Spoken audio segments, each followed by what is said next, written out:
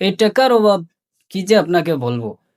আমিও একসময় অনেক টাকার অভাবে ছিলাম, অনেক অবহেলিত ছিলাম, অনেক জায়গায় গিয়েছি, অনেকে আবার সাহায্য করেছে, অনেকে ফিরিয়ে দিয়েছে। কিন্তু অবশেষে আমি একটি আমল করে আজকে এই টাকার অভাবটা ইনশাআল্লাহ আমার অনেক দূর হয়েছে। তো এই আমলটা আমি আপনাকে বলে দেব।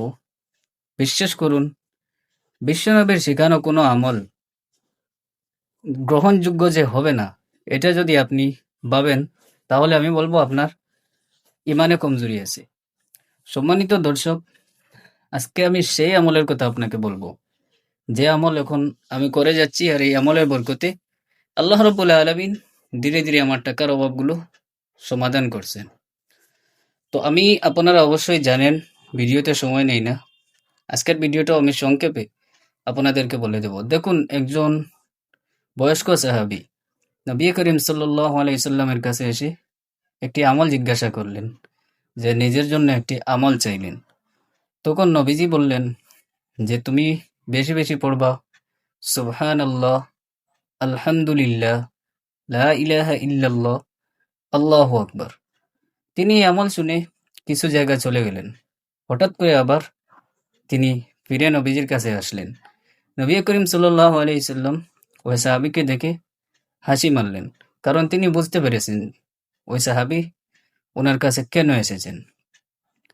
তিনি বুঝেও নবী করিম সাল্লাল্লাহু আলাইহি সাল্লাম জিজ্ঞাসা করলেন ওই সাহাবীকে, যে আপনি আবার কেন আসলেন। তিনি বললেন নবী করিম সাল্লাল্লাহু আলাইহি সাল্লামকে, যে আপনি যে আমাকে আমলটা শিখিয়ে দিলেন, এই আমলটা তো শুধুমাত্র আল্লাহ তাআলার জন্য। কারণ আমি যদি বলি সুবহানাল্লাহ, যার অর্থ হলো আল্লাহর পবিত্রতা বর্ণনা করছি, আলহামদুলিল্লাহ, আল্লাহ পাকের প্রশংসা করছি, লা ইলাহা ইল্লাল্লাহ, যার অর্থ হলো আল্লাহ ছাড়া কোনো মাবুদ নাই, আল্লাহু আকবার, আল্লাহ হলেন মহান। তো তিনি বললেন এই সবগুলো তো আল্লাহ তাআলার জন্য, আমার জন্য কি? তখন নবীজি আবার বললেন, দেখুন, যখন তুমি বলবে সুবহানাল্লাহ, তখন সাথে সাথে আল্লাহ তাআলা বলেন তুমি ঠিক বলেছো। যখন বলবে আলহামদুলিল্লাহ, তখন আল্লাহ তাআলা বলেন ঠিক বলেছো। লা ইলাহা ইল্লাল্লাহ, আল্লাহ রাব্বুল আলামিন বলবেন তুমি ঠিক বলেছো। আল্লাহু আকবার, তখন আল্লাহ রাব্বুল আলামিন বলবেন তুমি ঠিক বলেছো। কিন্তু এবার তোমাকে একটি আমলের কথা বলছি। এই চারটার শেষে তুমি ৫ নম্বরে বলবা আল্লাহুম্মা গফিরলি, ৬ নম্বরে বলবা আল্লাহুম্মা আরহামনি, ৭ নম্বরে বলবা আল্লাহুম্মা রযুকনি। আল্লাহুম্মা আরহামনির অর্থ হলো আল্লাহ আমাকে ক্ষমা করে দিন, আল্লাহুম্মা রযুকনি, আমার রিজিককে বাড়িয়ে দিন, আল্লাহুম্মা আরহামনি, আমার উপর রহম করুন। তো এই আমলটা আপনাকে ধীরে স্থিরে করতে হবে, একসাথে না।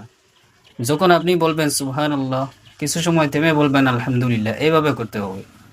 এই আমলটা এত গ্রহণযোগ্য আমল, যদি আপনি প্রতিদিন করতে পারেন, নিয়ম মেনে যদি সবসময় করতে পারেন, আপনি নিজের চোখে অবশ্যই ২-৩ দিনের ভিতরে আপনার পরিবর্তনটা দেখতে পারবেন।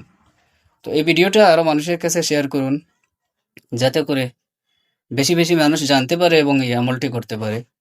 আজকের মতো আপনাদের কাছ থেকে বিদায় নিচ্ছি। আসসালামু আলাইকুম ওয়া রাহমাতুল্লাহি ওয়া বারাকাতুহু।